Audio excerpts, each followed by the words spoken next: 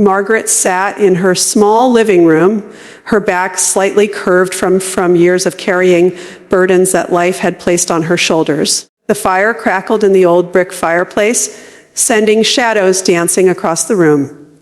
She rested a basket of yarn beside her, its colors muted yet comforting, deep maroons, forest greens, warm browns, and pale creams. These weren't just random threads. They were the remnants of years of projects, some completed, some abandoned, each carrying a story only she knew. Her hands moved with a steady rhythm, needles clicking softly, the sound like a familiar lullaby that kept her company in the silence. Knitting wasn't just a pastime for her. It was an act of love, a way to weave feelings she could never put into words. The sweater she was working on now had been in her mind for weeks. A simple design, nothing flamboyant, but warm, sturdy, made to last. She pictured Amelia, her granddaughter, wrapped in it, walking through the chilly winds of autumn. Amelia was only 19, full of ambition and fire, a girl who wanted more than the small town they lived in. Margaret admired her spirit, but sometimes felt invisible in Amelia's world. Young people rarely understood what it meant to live a lifetime, to give without asking, to sacrifice without recognition. Still, Margaret kept knitting. Every stitch was a memory. Her late husband's smile when she had given him his first sweater, her daughter's childhood winters wrapped in hand, knitted scarves, and now Amelia, the last of her bloodline to carry forward her legacy. She paused, letting the yarn rest in her lap, and looked at the old clock ticking on the wall. The house was quiet, almost too quiet, save for the hum of the fire. She remembered when this house was alive with voices. Her husband singing off key in the mornings, her daughter running down the hallway in a rush for school. Now, the silence pressed heavily against her, and she filled it the only way she knew how. Through knitting, she resumed, counting softly under her breath, making sure every row aligned, every loop neat. This wasn't just about making a garment. It was about pouring herself into something tangible, something Amelia could wear and remember her by. When she finally tied off the last thread and held the sweater in her hands, a wave of satisfaction warmed her heart. It wasn't perfect by the standards of fashion magazines, but it was hers, crafted with patience, love, and care. She folded it carefully, placed it in a small gift bag, and attached a handwritten note for Amelia. May this keep you warm when the winds turn cold. Love, Grandma. The next day, Amelia arrived for Sunday lunch. She was radiant, her long hair bouncing with each step, her phone practically glued to her hand as she scrolled and typed endlessly. Margaret greeted her with a smile, serving the dishes she knew Amelia loved: roast chicken, buttery mashed potatoes, and apple pie fresh from the oven. For a while, they sat together, though Margaret did most of the talking, asking about school, about Amelia's friends, about her dreams. Amelia answered half-heartedly, eyes flickering between her plate and her phone. Still, Margaret held on to her patience. She had grown used to this, the distance that had settled between generations. After lunch, Margaret handed Amelia the gift bag. I made something for you, she said softly, her eyes twinkling with hope. Amelia looked up briefly, curiosity sparking, and opened the bag. She pulled out the sweater, holding it up with a faint smile that didn't quite reach her eyes. Oh, wow. You made this? She asked, her tone polite but hollow. Margaret nodded, her heart swelling with pride. But before Margaret could savor the moment, Amelia's expression shifted. She laughed, a sharp, dismissive laugh. Grandma, this looks so old-fashioned. I mean, nobody wears sweaters like this anymore. Look at these colors. It's like something from the 80s. If I wore this to class, people would die laughing. She held the sweater up to her chest, mocking a pose, then quickly turned her phone camera on herself. Within seconds, she was recording a video, twirling around with the sweater in exaggerated movements, giggling.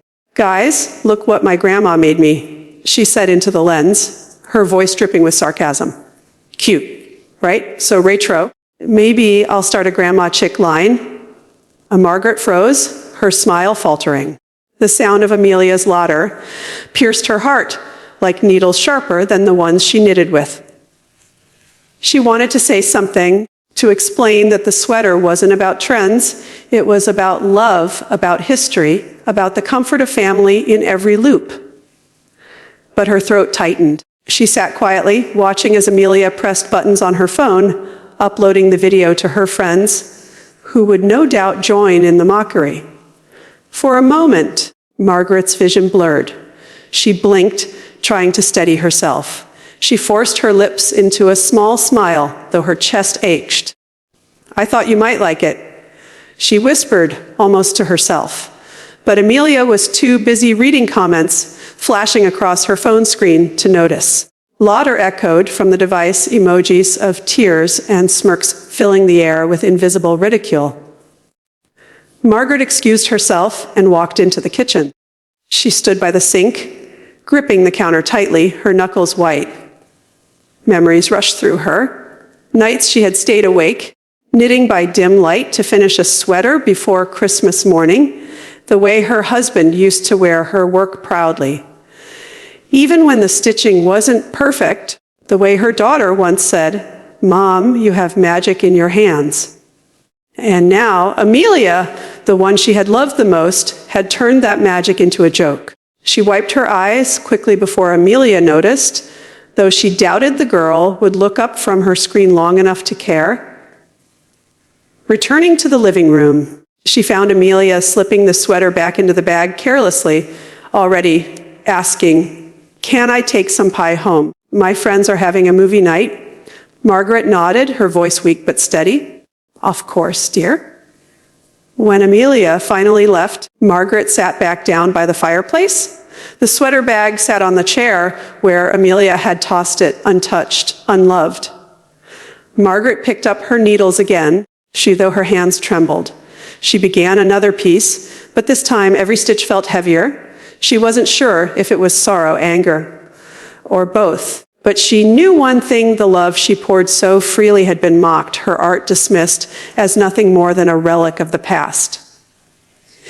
Yet somewhere deep inside, a seed of resolve planted itself. Margaret had been underestimated her whole life by strangers, by friends, sometimes even by her own family. But now, something in her spirit shifted. She realized that while Amelia saw the sweater as old-fashioned, one day the girl might come to understand what it truly meant. One day, perhaps too late, Amelia would see the story stitched into every thread. Margaret sat quietly, the firelight casting a glow on her tired face. The laughter of her granddaughter still echoed in her ears, but beneath it, a different voice whispered from the depths of her heart, "You are more than what they see, and one day they will know." That night, as she laid in bed, the house silent once more, Margaret closed her eyes with tears slipping down her cheeks. She didn't cry because of the sweater. She cried because she realized her love had gone unnoticed, unvalued, even mocked. But she also knew this was not the end of her story. The sweater might have been laughed at today, but the thread of love it carried was unbreakable. And sometimes the cruelest laughter only becomes the beginning of the sweetest revenge. The days that followed Amelia's careless laughter left Margaret with a strange emptiness. She sat many evenings in her chair by the fireplace, knitting not with the same joy as before, but with a heaviness she could not shake. The sweater Amelia mocked lay folded at the corner of the room, untouched since that day. Every time her eyes lingered on it, she felt the sting of humiliation again, yet she could not bring herself to put it away in a drawer or burn it in anger. It stayed there, almost like a silent witness to the fracture between her love and her granddaughter's indifference. But life, as it often does, moved on. One morning, Margaret's daughter, Claire, came to visit.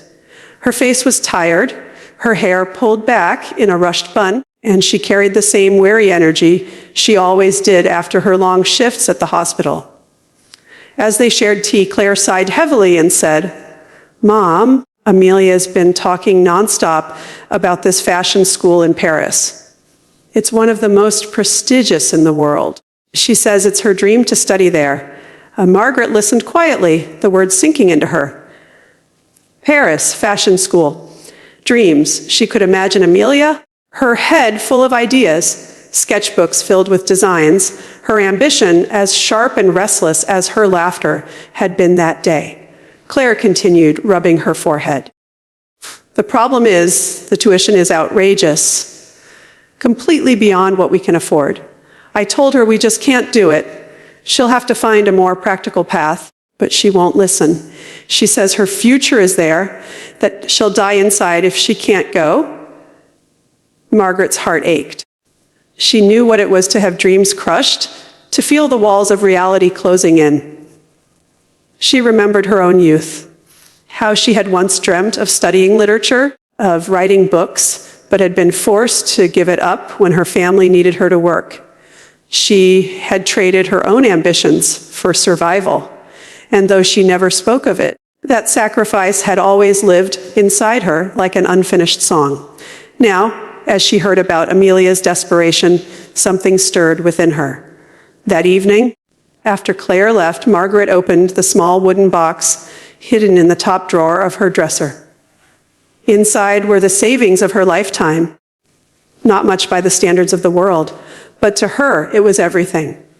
Decades of careful planning, small amounts tucked away from her widow's pension, the extra shifts she had once worked as a librarian, every coin and bill set aside with the thought that it might one day serve her family. She had kept it for emergencies, for the unknown future, perhaps even for her own care, when she grew too frail to live alone. She stared at the money for a long time. Her chest tightened as she thought of Amelia, the girl who had laughed at her sweater, who had dismissed her love so easily. But then she remembered something deeper. Amelia's eyes when she was little, the way she used to run into her arms after school, the countless times she had said, "Grandma, you're my favorite person." Somewhere between childhood and teenage years, Amelia had changed, her innocence replaced by the sharp edge of pride and the glitter of ambition. But beneath all of it, Margaret wanted to believe that the little girl she once held close still existed. The next morning, Margaret went to the bank. Her hands trembled as she signed the withdrawal forms. The teller, a young man with polite eyes, asked her softly, "Are you sure about this, ma'am? It's quite a large amount." Margaret gave a small smile. "I'm sure it's for my granddaughter." That afternoon, she visited Claire again. She handed her the envelope quietly, her voice steady though her heart raced. "This should be enough for Amelia's tuition. Please don't ask me how I managed it. Just let her have her chance." Claire's eyes widened, shock and disbelief written across her face. "Mom, this is a fortune." "Where did you get this?" Margaret only shook her head. "I've been saving my whole life for moments like this, for family." Claire's lips trembled, but she didn't press further. She hugged her mother tightly, tears slipping down her cheeks. "She'll never forget this, Mom. You're giving her the world." But Margaret wasn't so sure. She didn't do it for thanks. She did it because she knew dreams had a cost, and sometimes that cost had to be carried by those who loved you most. She only prayed Amelia would make something of it. Weeks later, Amelia stood in the living room, her suitcase open, her eyes glowing with excitement. She held her acceptance letter to the Paris fashion school as though it were a golden ticket. She hugged her mother tightly, chattered endlessly about classes, teachers, the future she imagined. Margaret sat in the corner, smiling softly, listening. Not once did Amelia ask how the impossible had become possible. Not once did she suspect the quiet figure in the corner had made it happen. When she hugged her grandmother goodbye, it was brief, distracted, more of a gesture than a true embrace. "Bye, Grandma! Wish me luck!" She chirped, already turning to check her phone. Margaret hugged her back gently, whispering, "Always, my dear. Always." After Amelia left for Paris, the house became quieter than ever. Margaret filled her days with small routines, tending to her garden, knitting blankets for the church, reading old books she had once loved. But her heart was restless. She often thought of Amelia, imagining her walking the streets of Paris, sketchbook in hand, surrounded by beauty and possibility. She wondered if Amelia ever wore the sweater, even once, in the privacy of her room. She doubted it, yet she hoped. Letters came rarely, and when they did, they were short and hurried. Classes are tough but exciting. Paris is beautiful. Wish you could see it. There were no mentions of gratitude, no acknowledgement of the sacrifice that had carried her there. Margaret folded each letter neatly and tucked it into the drawer with the old sweater, as if keeping them together would somehow weave the distance between them. Sometimes, late at night, she questioned herself. Had she done the right thing? She had given away her security, her safety, the very savings that might one day have shielded her from loneliness and struggle. All for a granddaughter who saw her as old-fashioned, irrelevant, laughable. The doubts gnawed at her, but then she would picture Amelia's shining eyes, the way she had spoken about her dream. Margaret knew she had chosen love over pride, and yet deep within, a quiet ache grew. It was not regret exactly. It was the pain of invisibility, of giving everything and being unseen. She wondered if Amelia would ever understand what had been done for her, or if the truth would remain hidden forever, just another forgotten thread in the fabric of their lives. As the seasons changed, Margaret grew older, her body slowing down. She felt the weight of her choices, the fatigue of years catching up to her. But each time she picked up her needles, each time she wove yarn into something new, she reminded herself love was not about being recognized. It was about giving, even when the gift went unnoticed. Still, in the silence of her heart, a small whisper persisted. Perhaps one day Amelia would know. Perhaps one day the threads of sacrifice and ambition would cross, and her granddaughter would finally see the truth stitched into every choice her grandmother had made. For now, Margaret sat quietly by the fire, knitting another sweater no one had asked for, pouring her soul into every stitch. Outside, the world went on, loud, restless, young. Inside, an old woman carried the quiet strength of sacrifice, unseen, unthanked, but unbroken. Years passed with the quiet rhythm of time, and Margaret's life became a measured routine of silence, small comforts, and memories that refused to fade. Her granddaughter Amelia had long since left for Paris, her letters growing fewer and shorter until they stopped altogether, replaced by the occasional postcard or a fleeting photograph shared through Claire. Margaret pretended not to mind. She told herself that Amelia was busy, that young people had their own lives to live, that ambition demanded distance. Yet every night as she sat by the fire, knitting the hours away, her heart felt that same hollow ache. Amelia, on the other hand, was making waves in the world. Newspapers occasionally mentioned her name, and fashion magazines carried snippets about a young designer with fresh vision. Margaret would trace the letters of Amelia's name in those glossy pages with trembling fingers, pride and sadness colliding in her chest. She wanted desperately to be part of Amelia's triumphs, but she was only a shadow, a forgotten figure who had fueled those dreams in silence. Then came the invitation. One crisp autumn morning, Margaret found an envelope tucked into her mailbox. It was cream-colored, embossed with golden letters, smelling faintly of expensive perfume. Inside was a formal card. You are cordially invited to the debut fashion show of Amelia Rose, Paris, trained designer, unveiling her first collection. Margaret's hands shook as she held the invitation. The words blurred for a moment as tears welled in her eyes. Despite the silence between them, Amelia had not completely forgotten her. Or perhaps the invitation was sent by Claire, ensuring the grandmother's presence. Either way, Margaret knew she had to go. The night of the show arrived with the weight of destiny. Margaret dressed carefully, choosing a soft navy dress she had owned for years, one that carried quiet dignity rather than glamour. She pinned her silver hair neatly, applied a touch of powder to her face, and draped a shawl over her shoulders. When she looked at herself in the mirror, she saw not the wrinkles, not the frailty of age, but the strength of a woman who had endured, who had given, who had carried love like a torch through the storms of life. The venue was grander than anything she had ever seen. Chandeliers sparkled above, casting golden light across marble floors. Rows of chairs lined the runway, filled with people buzzing in excitement. Critics, journalists, photographers, and elegant guests dressed in the finest of clothes. Margaret moved quietly, her steps slow but steady, and found a seat at the back.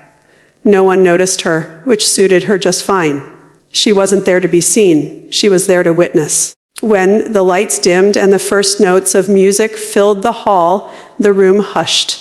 Models began to glide down the runway, one after another, adorned in Amelia's creations. The audience gasped, clapped, whispered praises. Margaret watched in awe. The designs were bold yet graceful, filled with a youthful energy she could never have imagined. Colors blended in striking harmony, fabrics draped like poetry, and every detail spoke of Amelia's ambition and talent. Then it happened. A model appeared wearing a piece that made Margaret's breath catch in her throat. It was unmistakable. The design was a modern reinterpretation of her old knitted sweater, the very one Amelia had mocked years ago, the one that had been laughed at and tossed aside. The colors were richer, the cut sharper, the fabric finer, but the pattern, the heart of it, was the same. It was Margaret's work, transformed into fashion. Her eyes blurred with tears as the audience erupted in applause. Cameras flashed, pens scribbled, critics nodded approvingly. Margaret sat frozen, her chest rising and falling as a storm of emotions raged within her. Anger, sorrow, vindication. She remembered that day so vividly, the laughter, the sting, the humiliation. And now, here it was, paraded before the world as brilliance, hailed as innovation. She leaned back in her chair, clutching her shawl tightly. No one around her knew the truth. To them, it was Amelia's genius. Only Margaret carried the memory of where it had begun, in the quiet of her living room, by the fire, with yarn and needles, and love stitched into every row. The show continued, a dazzling display of creativity, but Margaret barely saw the rest. Her mind lingered on that sweater, on the irony that her rejected love had become Amelia's triumph. She wanted to feel nothing but pride for her granddaughter, but the wound of being dismissed, mocked, forgotten, pressed painfully against her heart. She whispered to herself, "She wore my love as her crown." And she doesn't even know it. When the final model left the runway and the lights shifted, Amelia appeared radiant and confident. Dressed in a sleek gown of her own design, she walked onto the stage to thunderous applause. She bowed gracefully, smiling at the crowd, her eyes sparkling with the fire of recognition and success. Cameras snapped furiously, capturing her every gesture. She spoke briefly, thanking her team, her mentors, the school in Paris, her friends who had believed in her. Margaret listened, waiting, hoping for some acknowledgement of family, of roots, of the grandmother who had silently made all of this possible. But the words never came. Her throat tightened as Amelia basked in the glory, oblivious to the quiet figure sitting in the shadows at the back of the hall. Margaret's heart pounded, not from bitterness alone, but from the crushing realization that she had given everything, yet remained invisible.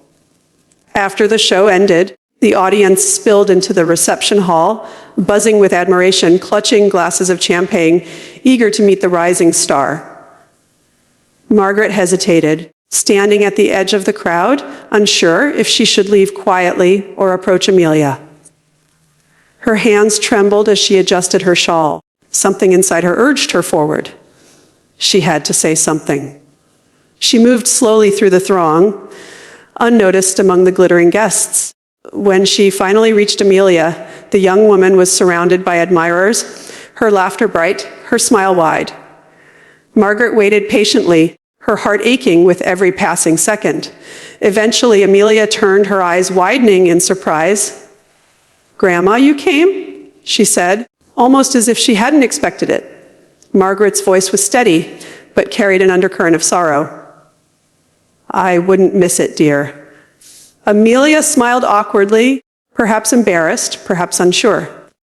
"What did you think?" she asked, gesturing around proudly. "Pretty amazing, right?"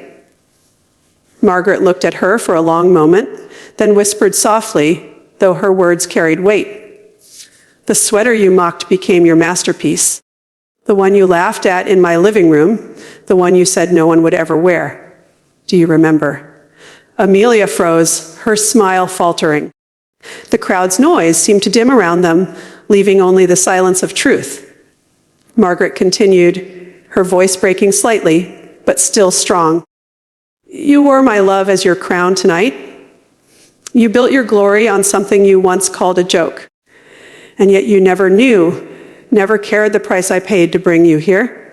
Amelia's eyes widened, confusion flashing across her face, then dawning realization. She stammered, "What do you mean? The money?" But Margaret only shook her head. "Not tonight. Tonight is yours.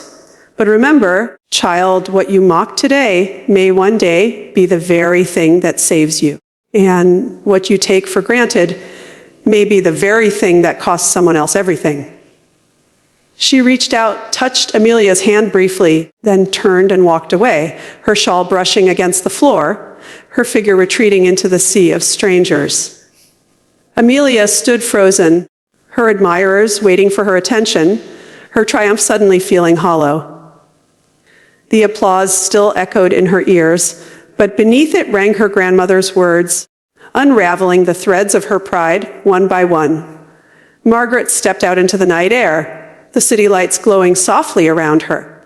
She breathed deeply, the chill wind brushing against her face. She felt no victory, no revenge, only a strange, aching release. The truth had been spoken, even if it cut deeply. And though Amelia might not fully understand now, Margaret knew the day would come when the weight of those words would settle upon her. For love, once mocked, has a way of finding its voice. And sacrifice, though unseen, has a way of demanding to be remembered. The night after the fashion show, Margaret lay awake in her bed, staring at the ceiling. The shadows shifted with the faint light from the street outside, and the silence of the house pressed around her like a heavy blanket. She replayed the evening again and again in her mind, the shimmering lights, the applause, the models striding confidently down the runway, Amelia bowing to the world. But most of all, she replayed her own words, the truth she had whispered into her granddaughter's ears, words that now echoed in her heart with both relief and pain. She wondered if Amelia had even heard them, or if the noise of pride had drowned them out. In Paris, Amelia did not sleep either. The night that should have been the most triumphant of her life felt unsettled. Her friends were still sending her congratulatory messages. Critics had posted glowing reviews, and her phone buzzed constantly with praise. Yet every time she looked at the pictures of her show, the sweater stared back at her. The design she had once mocked, once laughed at, had been transformed into her centerpiece. And the way her grandmother had looked at her, the disappointment, the sorrow behind her words, haunted Amelia more than she could admit. She sat alone in her hotel room, the noise of celebration muted by her guilt. For the first time in years, she thought of the quiet house she had left behind, the woman who had once sat by the fire knitting sweaters, the grandmother who had always been there, even when Amelia had ignored her. Days passed and life moved forward, but something had shifted. Amelia's success grew rapidly. Her collection was praised internationally. She was invited to collaborate with established designers, and her name appeared more frequently in magazines. Outwardly, she was a star rising quickly. Inwardly, she carried a growing unease. She began to wonder about the sacrifices that had carried her here. How had her tuition been paid? Her parents had always struggled. She knew that. And her grandmother's words, "The price I paid to bring you here," echoed in her mind like an unanswered question. Back in her small home, Margaret carried on quietly. She no longer expected letters or calls. She spent her days in familiar routines. Watering the plants, tidying the house, knitting by the fire, she felt her body slowing, her hands aching more often, her breath catching at times. She knew her years were dwindling, yet she found peace in the simple things, and though her heart still ached from Amelia's disregard, she held no hatred. She had long ago accepted that love, once given, could not be taken back. It was a late winter evening when a knock came at her door. Margaret, startled, set aside her knitting and opened it slowly.